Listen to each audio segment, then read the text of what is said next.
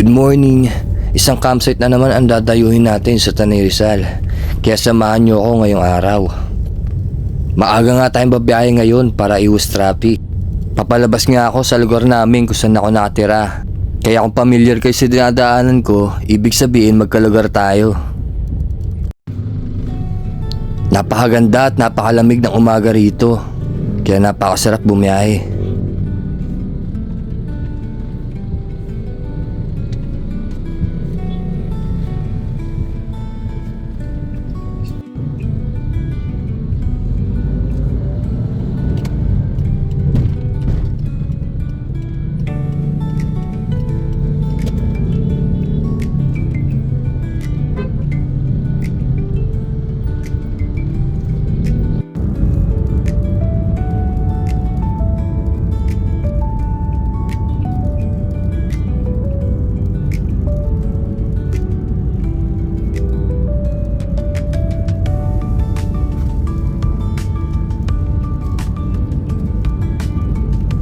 Hi guys, good morning. So we're on our way to Tanay Rizal.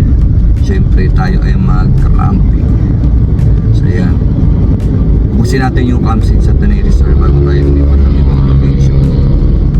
For today's video ay pupuntahan natin is Lambingan Hills. So samahan nyo ako guys mag-camping ngayon.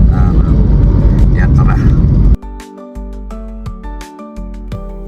Dito nga guys ay papasok na kami ng Marcos Highway.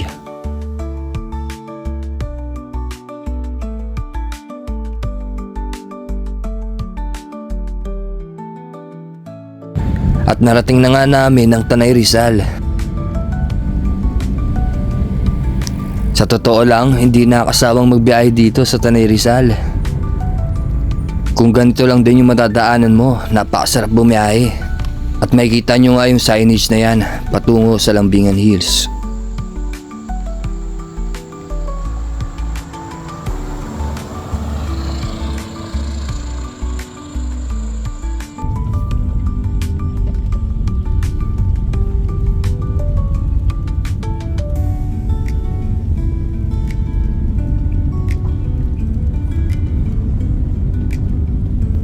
Dito nga ay kakaliwa tayo paakyat ng Lambingan Hills.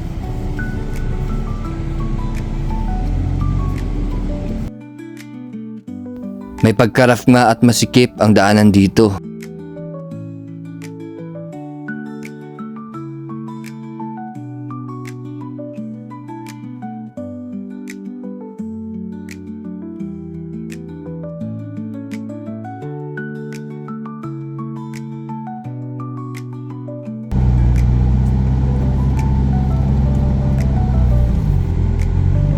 Pagdating dito bababa.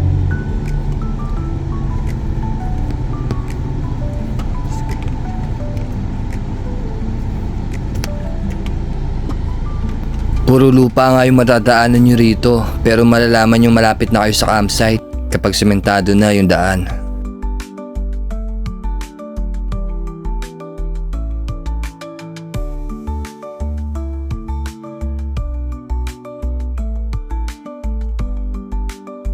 Nandito na nga tayo sa Lambingan Hills.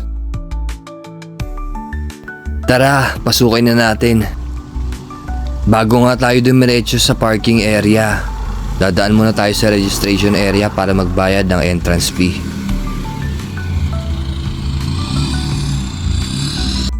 Ito nga yung parking area nila, napakalawak.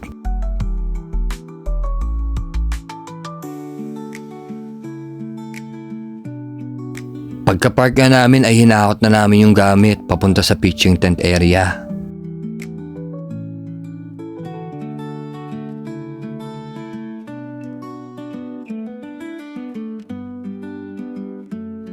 So ito nga yung entrance papunta dun.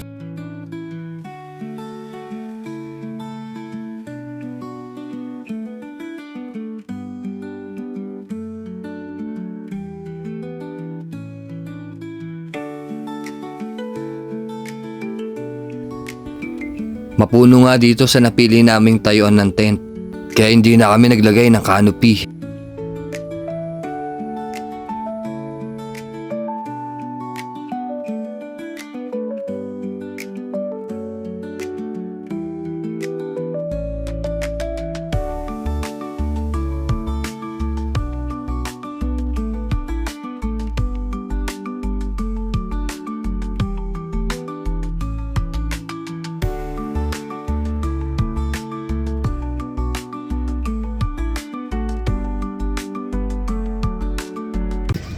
Tapos na kami mag-set up ng tent, so hindi ko lang na-videoan guys kasi hindi naman kami nagtayo ng canopy. Tent lang guys yung ginawa namin dito sa Lampingan Hills. So yun, papahinga muna tayo guys, tapos maya maya magtutour na rin tayo.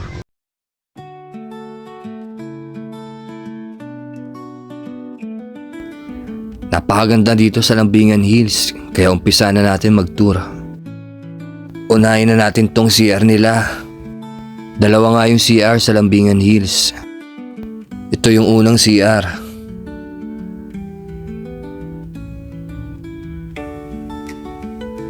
Ganito nga yung bubong nila. Yung ilaw nila 24 hours nag-ooperate. At napakalinis din.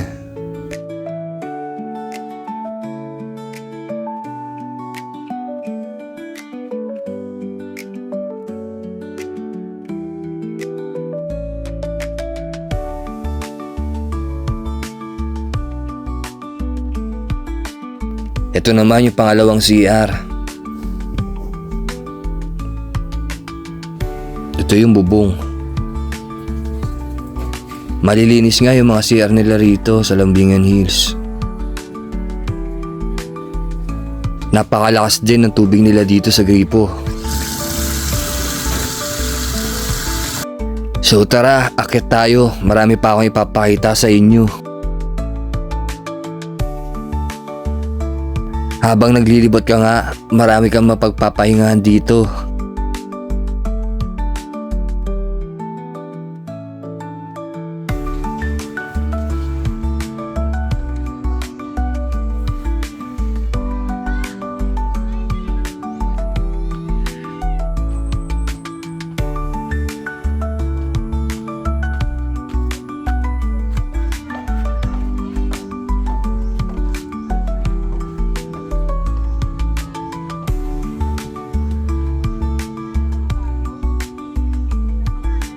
Napakaraming Instagrammable spot dito sa Lambingan Hills. Pwedeng pwede sa mahilig mag-picture at mag-photoshoot. Napakaraming view na magaganda.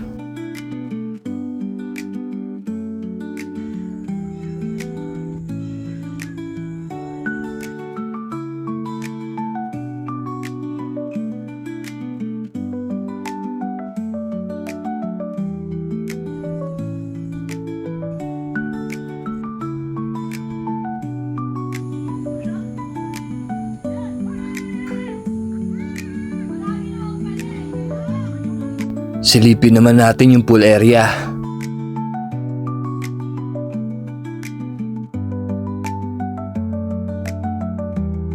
Dalawa nga yung pool nila rito.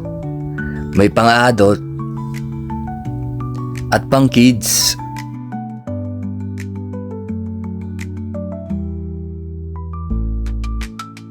Tapos na nga yung tour natin, kaya babalik na ako sa tent. So tapos na kami mag-camp tour. Grabe, nakapagod.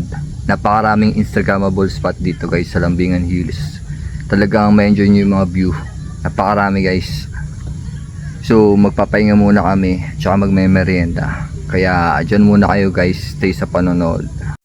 Dalawang malaking tindahan nga ang meron dito sa loob ng campsite. Siguradong lahat ng kailangan nyong bilhin, meron sila.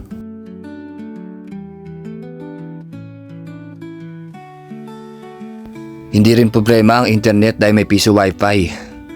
At syempre may mga rice mill din sila rito. May mabibilihan din ng merienda. Ito nga yung binili kong pagkain. So guys, kung may kailangan kayo, dito nyo lang bibilhin. Tindahan po yan nasa likod natin guys. Yan, tindahan yan. Napakalapit dito sa area natin yung tindahan. So ito yung binili naming merienda. Yan, marami kayong choices doon guys, pati rice bill. At saka yung pinakita ko kaninang piso wifi, dyan nyo din guys makikita. So kakain muna kami ng merienda guys. Bigla nga umambon kaya kailangan namin maglagay ng canopy. So nag-set up na lang kami ng bago. Minadali na namin yung pagsiset up ng bago dahil umaambon na guys.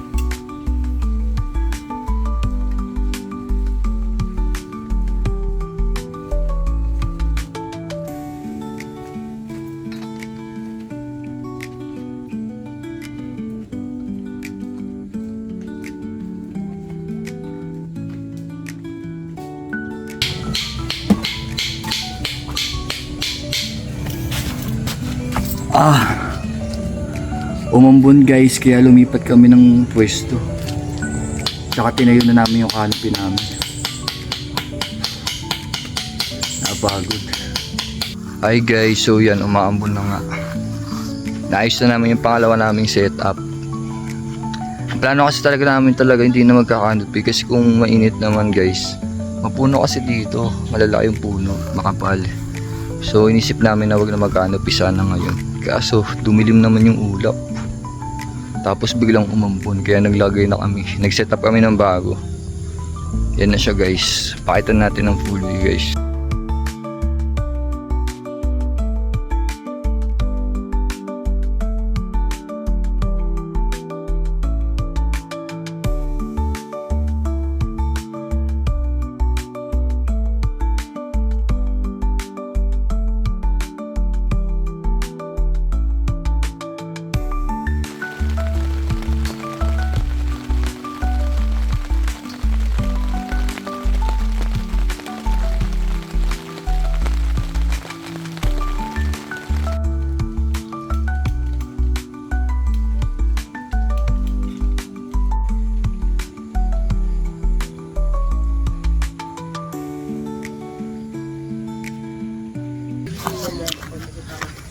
Punta tayo guys sa sa may pool area, silipin natin. Umambon pa rin guys.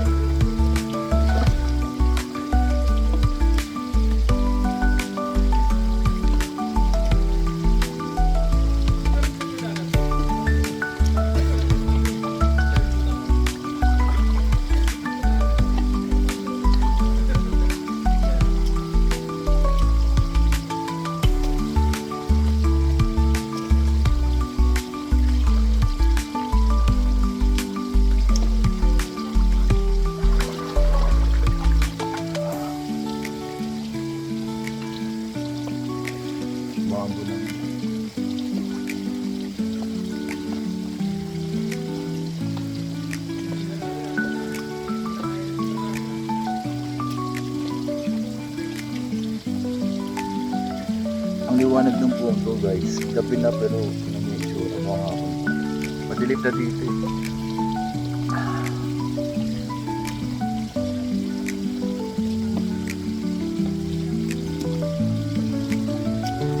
Madilim na nga guys, kaya umahon na ako.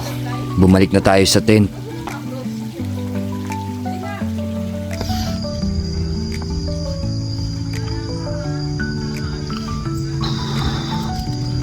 Dito sa campsite guys.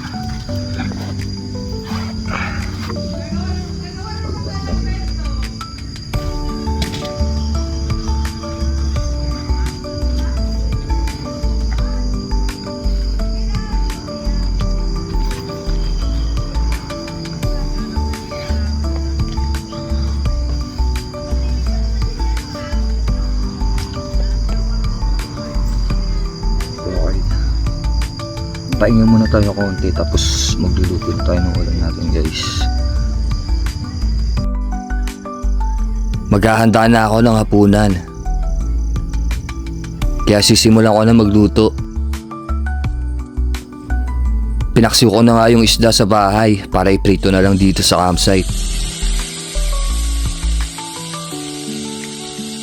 Alam ko nandyan ka pa at patuloy na nanonood dito sa video ko. Palambing naman ang subscribe.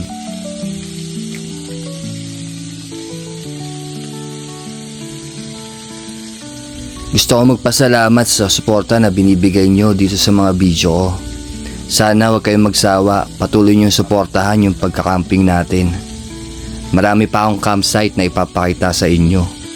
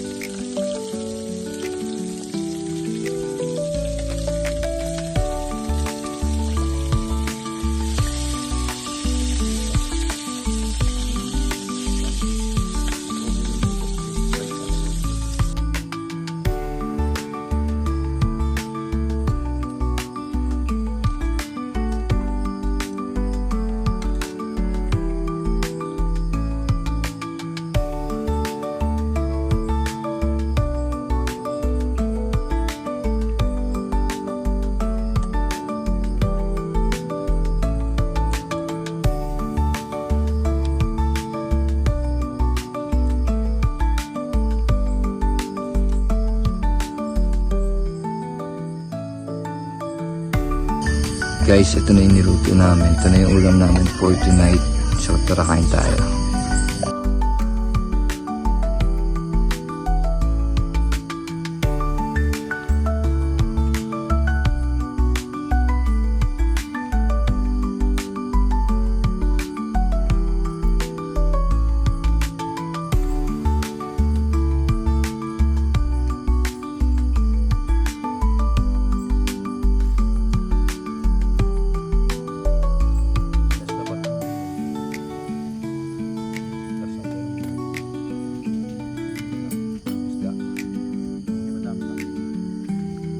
After namin kumain, pinagtripan muna namin yung paligid. So napakadilim nga kaya iniilawan namin.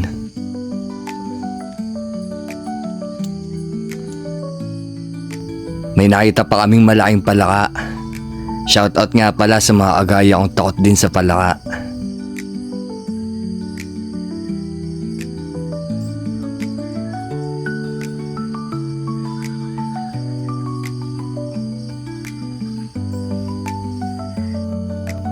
After naman namin magpababa ng kinain, nag-chill muna kami pampaantok.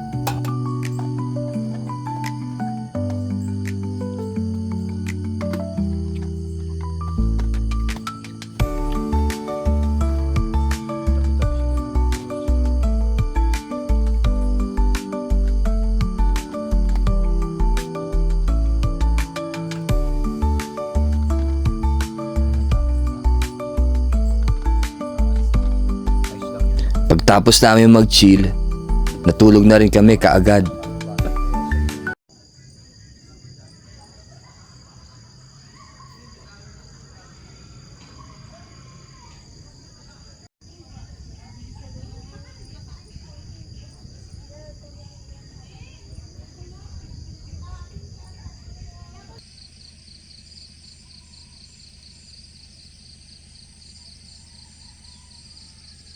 Good morning guys. So gagawin muna natin ngayong umaga, magbe-breakfast tayo. Napakalamig dito sa campsite kaya kailangan natin ng kape. So magkakape muna tayo tapos afternoon is mag-viewing tayo dito sa campsite bago tayo mag-pack up tsaka bago tayo umalis. Alam ko andyan ka pa rin at nanonood. Baka hindi ka pa nagsusubscribe. Palambing naman ang subscribe sa'yo.